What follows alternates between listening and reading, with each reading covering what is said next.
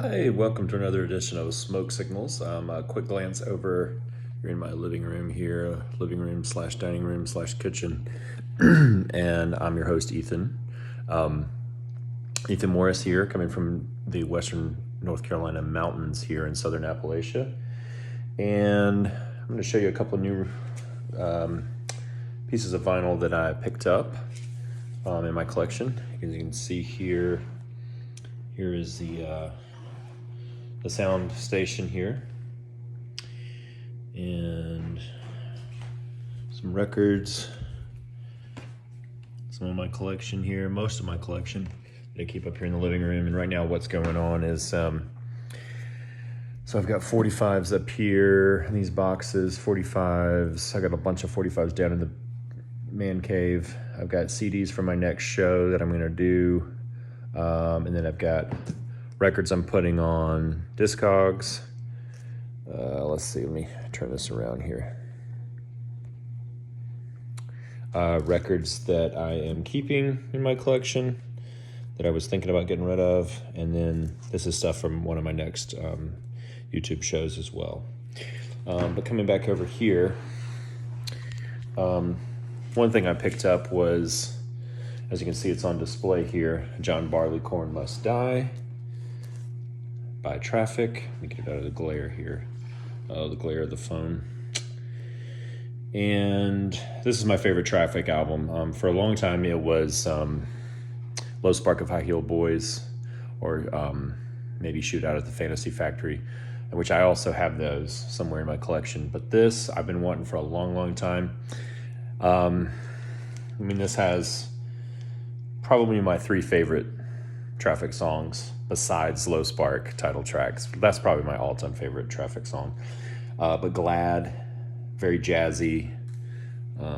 Freedom Rider, also very jazzy number. There was definitely a certain sound there with the bass and the bongos and the flute, saxophone. And then Empty Pages, probably my second favorite Traffic song after Low Spark. It's also got the title track, John Barleycorn, which is an old English traditional song, kind of rearranged by the band. But this is just a really unique band. And as big as they were not like a mega success like a lot of bands in that era. And I think Traffic, they weren't quite prog, but they were definitely prog-like, mixing elements of jazz, rock, African rhythms. They had piano, they had organ, like I said, flute, saxophone, bongos, kind of all over the place. So that is one of the things I just picked up recently, John Barleycorn Must Die by Traffic. And the other thing I picked up just the other day is this album, the very first album by Trapeze. The very first album by Trapeze. This was I want to say this is 1968. I'm not quite sure here, but this features the mighty Glenn Hughes. So you see him down there, second from the bottom. And also this guy right here, if you can see it through the glare, Dave Holland. You're looking very different. Would actually go on to be the drummer for Judas Priest later in the late 70s. But he was with Trapeze. Now this is their first album. This is not as good as the second album, Medusa. But this is a pretty interesting, it's kind of like Moody Blues meets Deep Purple. A little harder than Moody Blues. Definitely psychedelic, definitely that British late 60s sound. So take some patience kind of digging into this one. Like I said, the second album, which I have in my collection already, Medusa, is their 1970 release, which is just a slice of hard rock that is anyone should definitely pick up. But interesting trivia with this band. Glenn Hughes, of course, would go on to, and again, that's Glenn right there. Glenn Hughes would go on to be a member of Deep Purple for a time, playing bass for them.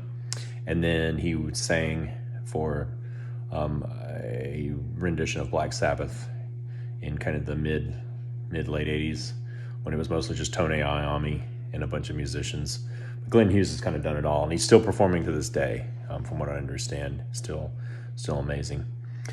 So So anyway, that's a couple of new releases, or not new releases, but albums that I've added to my collection. The first, Trapeze, great British psych rock self-titled debut from the 1960s, and then John Barleycorn, Must Die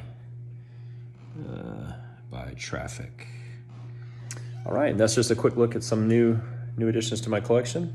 We'll be coming up with a new show here shortly to talk about some of the people we've lost in rock music in the last month or so, which I've been reluctant to do. I'm also going to do a show on things I want to no longer see in 2023 in the music world. That's going to be a show coming up as well. So stay tuned, and those will be coming out shortly. Take care.